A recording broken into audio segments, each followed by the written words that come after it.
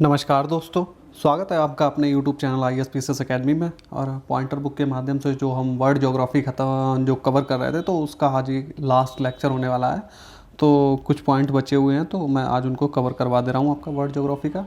उसके बाद में हम लोग जो है इंडियन ज्योग्राफी के क्वेश्चन स्टार्ट करेंगे। तो चलिए, लास्ट जो बचे हैं उनको हम लोग देख लेते हैं। तो हमारा चैप्टर है परिवहन से रिलेटेड क्वेश्चन पूछे गए। चलो उनको शुरू करते हैं। तो पहला स्टेटमेंट वाला क्वेश्चन दे रखा है। तो कथन दे रखा है कि संसार में जो है उत्तरी अटलांटिक जो है वो नौ परिवहन मार्ग जो है सबसे अधिक व्यस्त समुद्री मार्ग है। अगर समुद्री मार्ग अगर व्यस्ततम देखना हो तो सबसे ज़्यादा यहीं पर परिवहन होता है। क्यों होता है? क्योंकि आप देखेंगे उत्तरी अटलांटिक में हमारे, अगर आप वेस्ट में देखेंगे तो आपका यूएसए मिलेगा, और ईस्ट में देखेंगे तो आपका यूके और यूरोपीय कंट्रीज़ मिल जाएंगी। तो इनके बीच में ट्रेड की वजह से ये जो है अत्यधिक ही व्यस्त रहता है।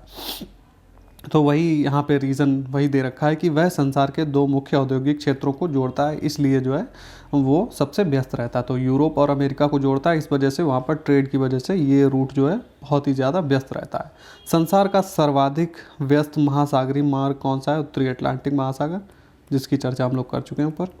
चलिए नेक्स्ट देखते हैं कि दिल्ली से टोक्यो तक की उड़ान में अवतरण हवाई पत्तन का सही क्रम है।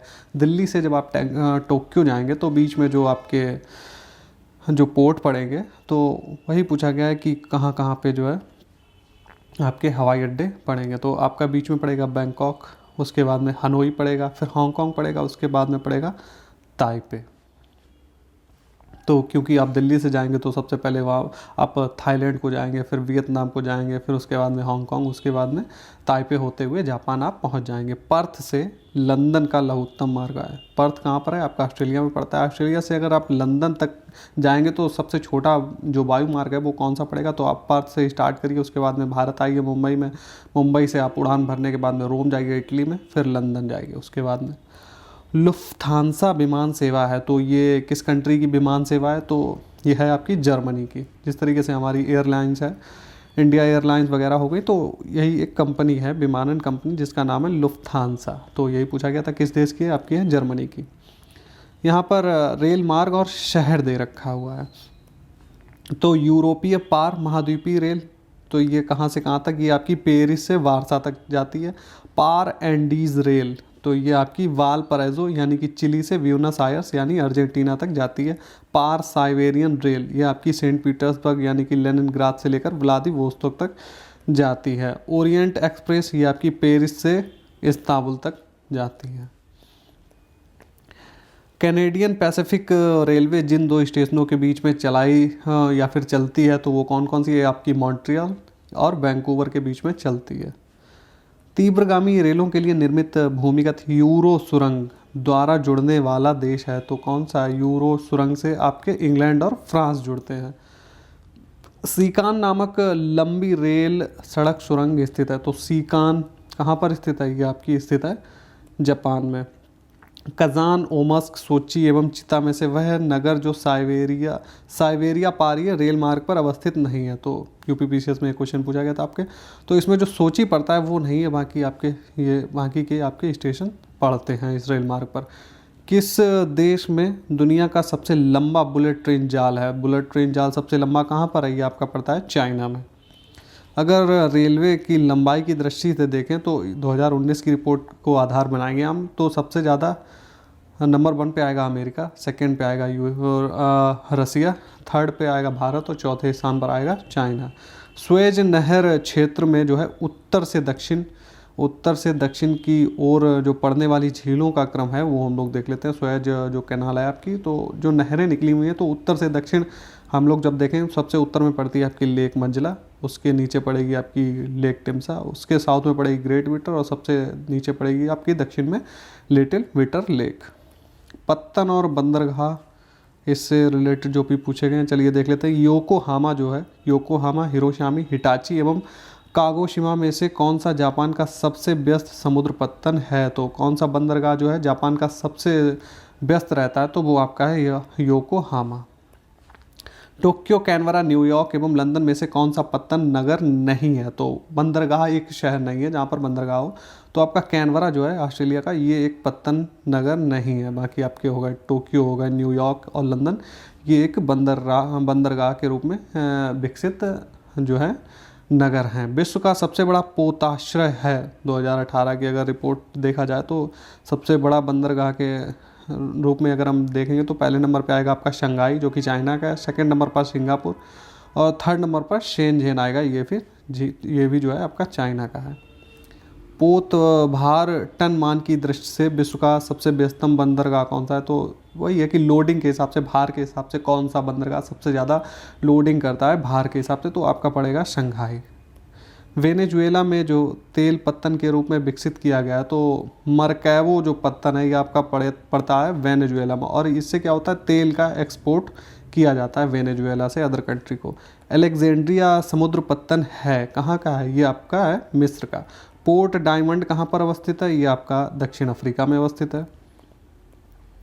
अगला देखते हैं कि वह बंदरगाह जिसे विश्व के कॉफ़ी बंदरगाह या कहवा पत्तन के रूप में जाना जाता है, तो ब्राज़ील का जो सेंटोस है इसको कॉफ़ी पत्तन या फिर कॉफ़ी पोर्ट के नाम से जाना जाता है। मौद्रिक मूल्य की दृष्टि से विश्व का सबसे बड़ा जहाज निर्माता देश 2019 के हिसाब से देखें तो सबसे बड़ा जहाज निर्माता देश कौन सा पड़ेगा आपका, तो ये आपका पड़ेगा फर्स्ट नंबर पे चाइना, सेकंड पे दक्षिण कोरिया और उसके बाद में आपका आएगा जापान। ग्वादर पत्तन कहाँ पर स्थित है, ग्वादर जो पोर्ट है वो आपका पड़ेगा पाकिस्तान में।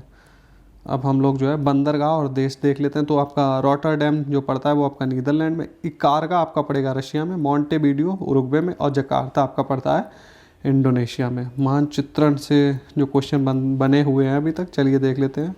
समदाब रेखाओं को दर्शाने वाला दैनिक मौसम मानचित्र उदाहरण है, तो ये सममान रेखा मानचित्र यानी कि आइसोप्लेथ का है। आइसोगोनिक रेखाएं हैं, आइसोगोनिक रेखाएं क्या होती हैं, जो समान चुंबकीय झुकाव वाली जो रेखाएं होती हैं तो उनको बोलते हैं आइसोगोनिक रेखाएं। जल के अंदर समान गहराई के बिंदुओं को मिलाकर खींचे जाने वाली रेखा को क्या कहते हैं, तो उनको बोला जाता है आपका आइसोबाथ। उच्चावच दिखाने का सबसे सही तरीका क्या होगा, तो उच्चावच अगर आपको दिखाना है तो समोच्च रेखा के द्वारा दिखाया जा सकता है। समान वर्षा वाले जो क्षेत्र हैं उनको अगर जोड़ा जाए तो जो जोड़ेगी रेखा उसको बोलते हैं आइसो हाइट।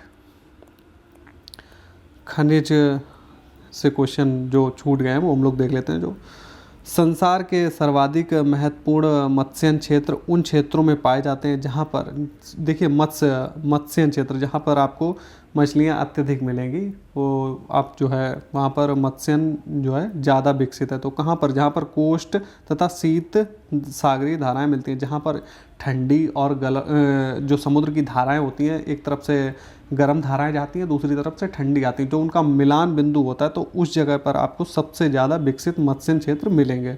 ग्रैंड बैंक स्थित है, तो कहाँ पर है, ये आपका उत्तरी अमेरिका के पूर्वी तट पर स्थित है ग्रैंड बैंक। ग्रैंड बैंक क्या है, एक बहुत ही महत्वपूर्ण मत्स्यन क्षेत्र है ग्रैंड बैंक, क्योंकि यहाँ पर ठंडी और गर्म जो जलधाराएं होती हैं वो मिल जाती हैं। भूगोल में नवनियतिवाद के सिद्धांत का प्रतिपादन किसने किया था, तो आपका जी टेलर के द्वारा किया गया था।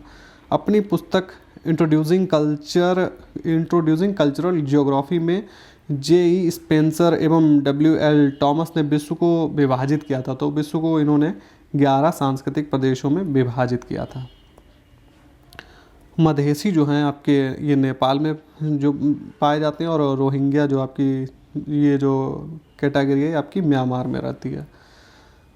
सही कथन हम लोग देख लेते हैं कि क्यूबा को विश्व का चीनी का कटोरा कहा जाता है, तो चीनी का कटोरा विश्व का किसको कहा जाता है, ये आपका कहा जाता है क्यूबा को। हांगकांग जो है चीन का विशिष्ट प्रशासनिक प्रदेश है, तो हांगकांग किसके अंतर्गत आता है, ये आपका चाइना के अंडर में। और ऑस्ट्रेलिया जो है एक संघीय राज्य है। ऑस्ट्रेलिया कैसा देश है, एक संघीय देश है। इसमें कहा गया है कि भौमिक मील की दूरी समुद्री मील से कम होती है, तो जाहिर सी बात है भौमिक मील की जो दूरी होती है वो समुद्री मील से कम होती है। आगे बढ़ते हैं हम लोग। तो इसमें जो मैचिंग का क्वेश्चन दिया हुआ है आपका कि जो अर्जेंटीना में पाया जाता है वो आपका पंपास वो घास मैदान है, ये कहाँ पर पाया जाता है, ये आपका अर्जेंटीना में। मनीटोबा कहाँ पर है, ये आपका कनाडा में पड़ता है। एटलस पर्वत आपका जो है मोरक्को में पड़ता है। और किम्बरले की खान कहाँ पर है, ये आपकी है साउथ अफ्रीका यानी दक्षिण अफ्रीका में। ध्रुव तारा जो है वो कहाँ पर आपके दिखेगा, उत्तर दिशा की ओर। पृथ्वी जो है, पृथ्वी पर क्या पाया जाता है, गुरुत्वाकर्षण, जिसकी वजह से ये अपनी तरफ हर चीज़ को खींचती है। और ग्रीनलैंड आपका पड़ता है, यह आर्कटिक ओशियन में पड़ता है। और विस्फोट से क्या होता है, ध्वनि उत्पन्न होती है। ये देखिए मैचिंग के क्वेश्चन है, घुमा फिरा के पूछ लिए जाते हैं, तो आसानी से इनको आप सॉल्व कर सकते थे। ग्रेट विक्टोरिया मरुस्थल ये कहाँ पर है, आपका ऑस्ट्रेलिया में। ग्रैंड कैनायन आपका कहाँ पे पड़ता है, यूएसए में। लेक विनिपेग आपकी कनाडा में पड़ती है। और दक्षिणी आल्प्स आपका मिलेगा न्यूजीलैंड में। विश्व का पहला परमाणु बिजली घर स्थापित किया था किसने, ये आपका किया था अमेरिका ने। साइकन जो रेल सुरंग है ये आपकी पड़ती है जापान में। पेट्रोनॉस टावर्स जो आपका मलेशिया में पड़ता है। अपलेशियन पथ आपका यूएसए में। और रोगन बांध पड़ता है आपका तजाकिस्तान में। बरमूडा ट्रायंगल की अवस्थिति देख लेते हैं तो ये कहाँ पर है, ये आपका पश्चिमी उत्तरी अटलांटिक महासागर में पड़ता है। क्या, बरमूडा ट्रायंगल। बरमूडा जो ट्रायंगल है विस्तृत है, तो ये आपका बरमूडा, दक्षिणी फ्लोरिडा यानी कि मिपामी और प्यूर्टो रिको, इन जो है स्थलों के करीब विस्तृत है। अगला मैचिंग का क्वेश्चन दे रखा है कि स्वर्णिम त्रिकोण, जो स्वर्णिम त्रिकोण है किसको किसको कहा जाता है, ये दक्षिण पूर्व एशिया का अफीम उत्पादक क्षेत्र है जिसको बोला जाता था स्वर्णिम त्रिकोण। बरमूडा त्रिकोण ये उत्तरी अटलांटिक महासागर के पश्चिमी भाग का एक क्षेत्र है। सुदूर पूर्व का जो है चावल कटोरा किसको बोला जाता है, ये म्यांमार को कहा जाता है। रेड बेसिन ये आपका पड़ता है चीन में। संयुक्त राज्य अमेरिका जो है उपग्रह प्रक्षेपण केंद्र अवस्थित है कहाँ पर, ये आपका अवस्थित है केप कैनेडी में। तो जो हमारा अभी थोड़ा सा एक क्वेश्चन बचे हैं, इनको भी हम लोग देख लेते हैं कि वह देश जिसके उपग्रहों से अंटार्कटिका का विस्तृत एवं संपूर्ण मानचित्र बनाने में सहायता मिली है, तो किससे मिली है, ये आपकी मिली है कनाडा के। विश्व में मदिरा का बृहत्तम उत्पादक अगर 2019 के हिसाब से देखें तो आपका है इटली। पेड़ की आयु का पता लगाया जा सकता है किस तरीके से, उसके जो धड़ यानी कि तने पर वलयों की संख्या की गणना करके। कोपाक्वाना पुलिन अवस्थित है, ये कहाँ पर अवस्थित है, रियो डी जेनेरियो में। विश्व की सबसे ऊंचाई पर स्थित दूरबीन वेधशाला कहाँ पर है, ये आपकी पड़ेगी चिली में। यूरोपीय संघ का मुख्यालय जो है अवस्थित कहाँ पर है, ये आपका ब्रुसेल्स में। अंतर्राष्ट्रीय समुद्री संगठन का मुख्यालय कहाँ पर है, ये आपका पड़ता है लंदन में। मैचिंग का क्वेश्चन देख लेते हैं कि अंतर्राष्ट्रीय रेड क्रॉस सोसाइटी ये आपकी पड़ती है जिनेवा में। अंतर्राष्ट्रीय न्यायालय द हेग में, नीदरलैंड में। यूरोपीय आर्थिक समुदाय ये आपका ब्रसेल्स में। और ये देखिए संगठन दिए हुए, इनके हेडक्वार्टर्स पूछे गए थे कहाँ कहाँ पर हैं, तो खाद्य एवं कृषि संगठन ये कहाँ पे है, ये आपका पड़ता है रोम में, इटली में। पूर्व की ओर देखो कि नीति के संदर्भ में जो है क्वेश्चन पूछा गया था, तो इसमें इंफॉर्मेशन है कि पूर्व की ओर देखो, ये हमारे जो करंट प्राइम मिनिस्टर हैं इनके द्वारा जो है इस पर काम किया गया है कि भारत जो है पूर्वी एशियाई मामलों में स्वयं को एक महत्वपूर्ण क्षेत्रीय नायक के रूप में स्थापित करना चाहता है पूर्वी एशिया नीति के तहत। और भारत अपने दक्षिण पूर्वी एवं तथा पूर्वी एशियाई पड़ोसियों के साथ जो है ऐतिहासिक एवं सांस्कृतिक संबंध पुनः स्थापित करना चाहता है। कैलाश मानसरोवर तीर्थ यात्रा के लिए वीज़ा लेना पड़ता है क्योंकि यह कहाँ पर स्थित है, ये आपका चीनी तिब्बत में स्थित है। ऑस्ट्रेलिया वासी क्रिसमस कब मनाते हैं, ये गर्मी के मौसम में मनाते हैं। और क्यों मनाते हैं ये तो आप सभी को पता ही होगा। वह देश जिसको आसियान में केवल वार्ता भागीदार का दर्जा प्राप्त है, किसको, भारत को। शार्क का मुख्यालय आपका पड़ेगा काठमांडू में। अच्छा, इसको केवल जो है वार्ता भागीदार का दर्जा क्यों प्राप्त है, क्योंकि ये जो है उसका एक संस्थापक सदस्य नहीं है। अभी एक हाल ही में एक देश को जोड़ने की बात हो रही है आसियान में, तो उसका नाम है तिमोर लेस्ते।